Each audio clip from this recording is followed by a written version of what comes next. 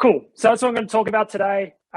In particular, so being a product coach is an interesting job. And one of the things I've had the privilege of doing multiple times now is helping companies be more product-led. I spend a lot of time coming into companies, helping them scale their product processes, helping them do product better. But even companies that aren't doing product that well and they want to do it well, you know, maybe new leadership or something. And one of the things I wanted to talk about and spend a decent amount of time is helping, I don't know, compress my years of experience doing it and multiple organizations into something actionable, something that you can take away and use, and make this talk more about how you can go about changing your own culture, and me pass on some of that knowledge and experience and some of the tools and tips and tricks that I've done and used to do that. So to begin with, I want to spend a little bit of time, I'm not going to spend a lot because I don't think it's necessary. I'm just talking about what product-led means and what product culture means. I don't want to go deep into this because I don't want to actually spend the time talking about product culture. I want to spend the time talking about how you can change culture, how you can go about making your company more product-led. So I like this definition by Todd Olson. He says that being product-led means putting your product at the center of your organization. He's the founder of Pendo. He wrote the book, The Product-Led Organization.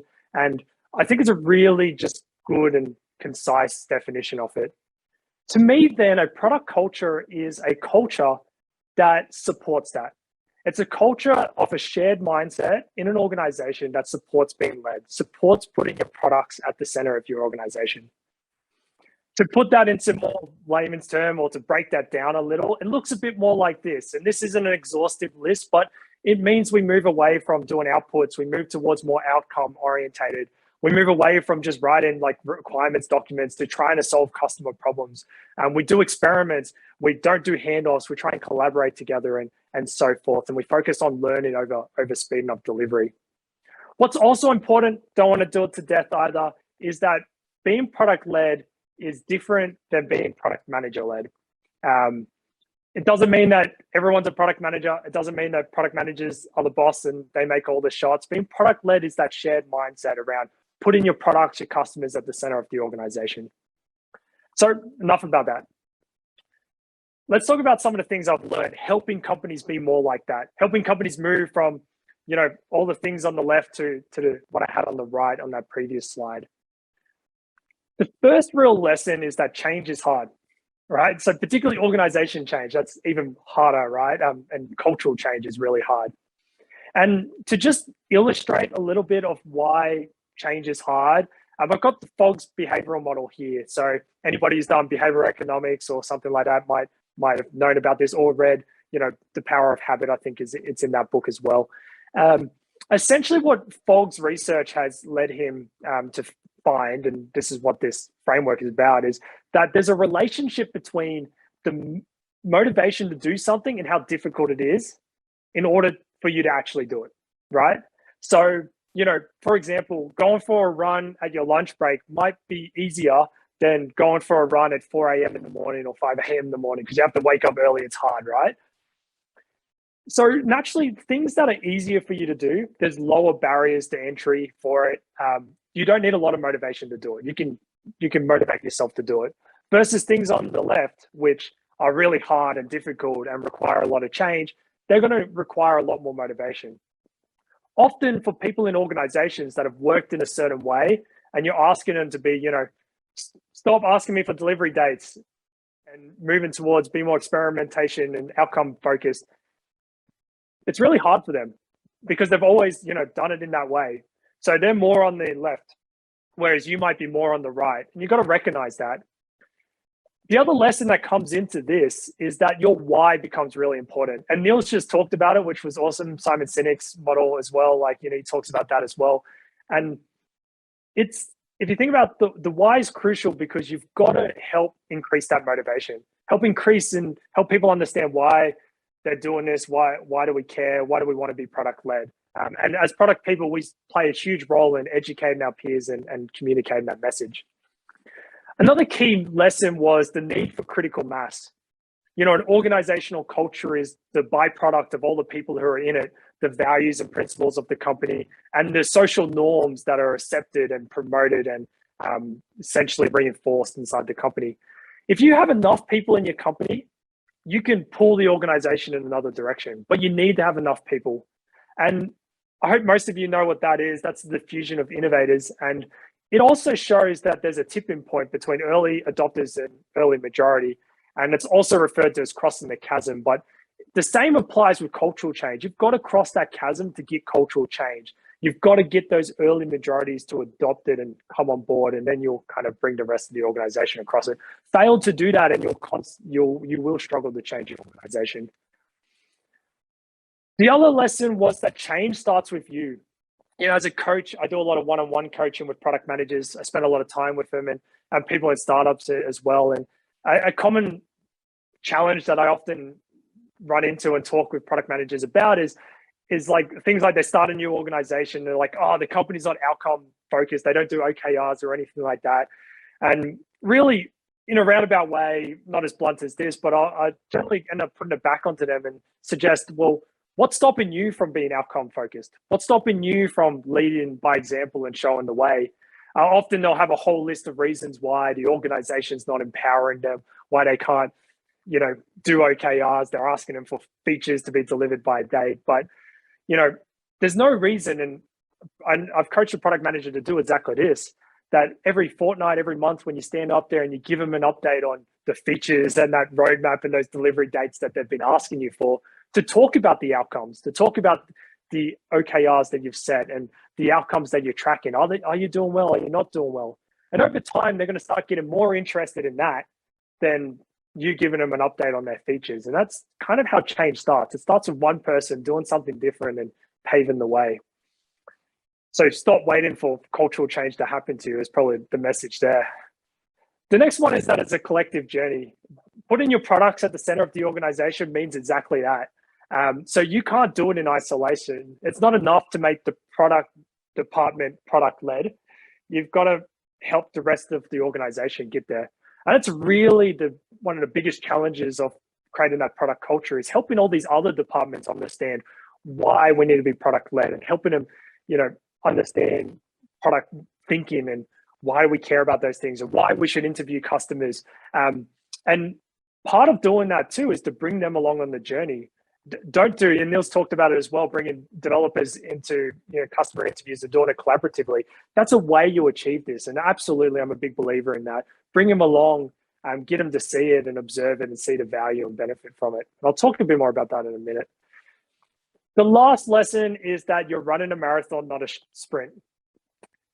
Don't expect things to change overnight. Don't expect to have a product culture overnight either.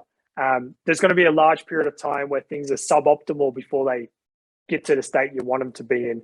But that's part of it. And, you know, some people don't hang out for that long, but some people do. So just understand that, you know, it's going to be one step forwards, two steps back. That's how the nature of the beast. So what can you do? What are some of I've talked a little bit about some of them, but let's really get into some things that you can do like tomorrow, like get back to work and start to change the company to be more product-led and have a more product culture. The first one is just how we think about culture and how we go about the whole thing. I want you to think about managing culture like managing a product. And I want you to approach it that way as well, because this is how I coach product leaders around it. Approach it like a product. You need to set a vision. You need to set goals. Maybe it's not you. Maybe you're getting together with other product people in your company or passionate product people and trying to work out where you want to take the company. Or maybe it is you because you are the product leader and you want to create a good and healthy product culture. So where do you want to take the company? And then from there, break that down. What are the goals that you're chasing? How might you measure progress towards that? And then you want to do some discovery. What's stopping you from doing that? What are the challenges? What are the blockers? And also, what are the opportunities? Are there opportunities to do really good product work in certain spaces? For example, if the company doesn't do any customer interviewing, is there an opportunity to pick one team and get them to start doing that? Spend some time with them or even just interview customers at the next company event that's going on or something like that. You're then going to perform experiments. And those things I just listed are exactly that. They're experiments. You might decide to get one team interviewing their customers and it might just explode and not actually do well at all. They might all hate it and it might just completely fail. And that's okay. Find a new experiment to do. Find something else to try and measure that. And when you do have something working, scale it. And that's what we do with our products as well. We release things incrementally and then we scale what works. The other thing to think about is that change is non-linear. And this comes back to doing that discovery and seeking out opportunities and doing experiments. When I did a product-led transformation and I helped lead it, you can always think of we were reflecting at the end of it, doing a retro, and we're thinking about this, the classic product management stack, I guess, if you want to call it that. And what we actually found we ended up doing was we tackled it this way. And this was all because of the challenges the company had and the opportunities that we were chasing. So we started with product development. We started with just getting with amongst the teams and helping them just work in a different way and think in a different way. Make them not have handoffs and make them collaborate together. Make them start talking to the customers. We then realized there was a big vacuum around strategy. We weren't aligned on any goals and we didn't know where we're heading. So we tackled that. Let's do some strategic discovery. Let's formulate a strategy. Let's create a product strategy. Then we went up to the vision level, and then we went all the way back down to the bottom. And this is because we started to realize that people were missing certain key capabilities. They were dependent on us to help them run customer interviews because they weren't upskilled in doing that. So we started to focus on that. Let's build capability. Let's give them the tools and processes to do that. And then finally, we kind of got onto the roadmaps at the end. But really, you're going to chase opportunities like that, and you're going to experiment, and you're going to see how it works.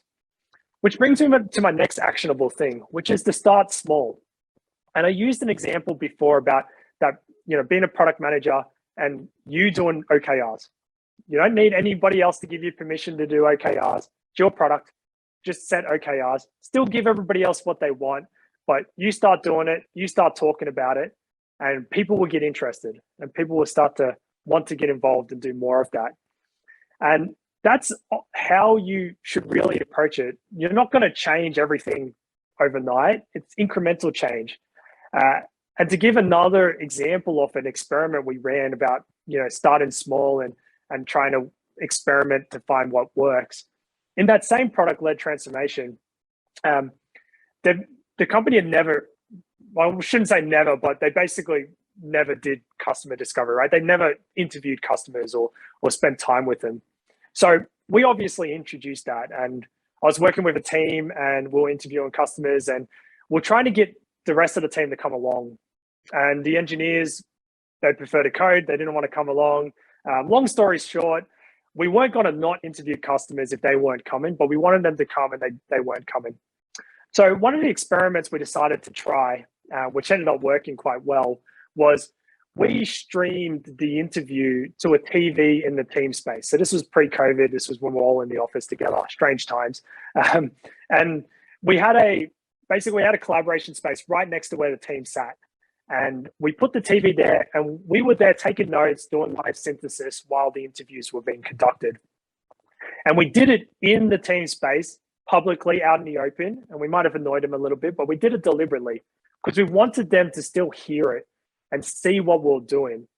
And what ended up happening, it was about 11 a.m., just before lunchtime. One of the engineers overheard something that interested him. He got out of his chair, he came over and he said, wow, that was really interesting what they just said. I didn't know that they used our product that way. And then we got into a big conversation about that comment. And then after lunch, he proceeded to sit down with us and join us for the next 2 hours to conduct and take notes for customer interviews. And that was a small thing. We changed one person, but it was an experiment that managed to help him see the benefit and then bring him along, and he got involved. The other thing is all about scaling what works.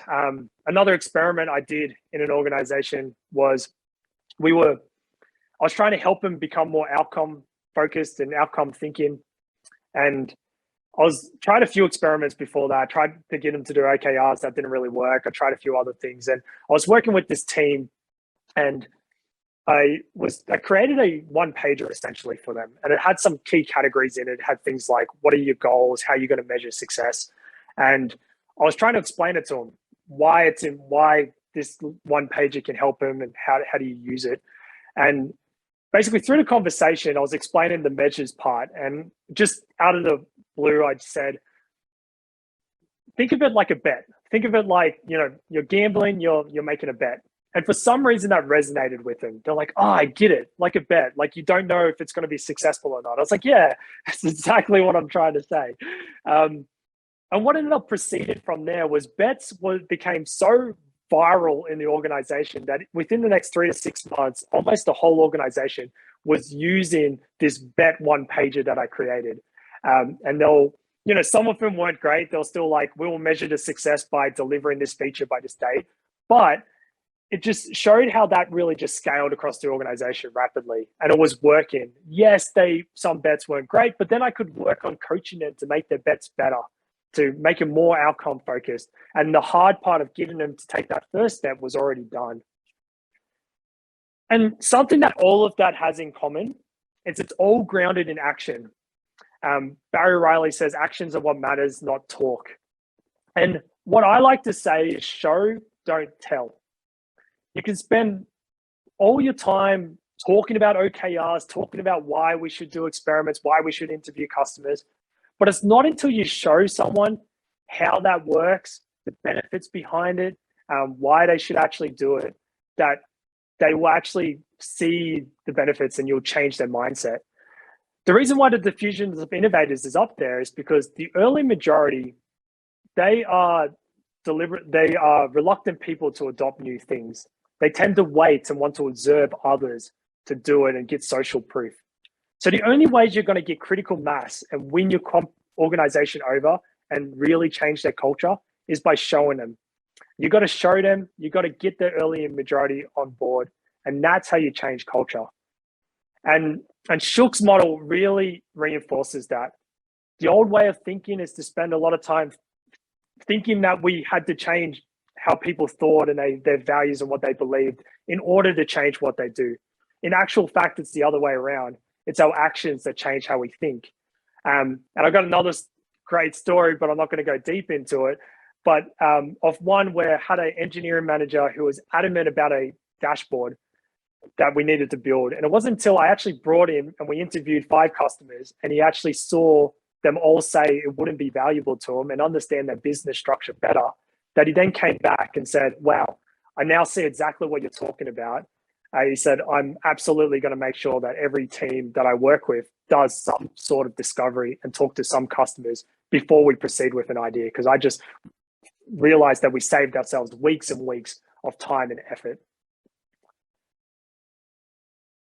So really, in a summary slide, change starts with you. It's hard. Show people, don't tell. Run it like a product, and just approach it the same way, and start small and scale what works. And remember that you're running a marathon, not a sprint. It's really everything that I talked about in this slide. That's it. Thank you.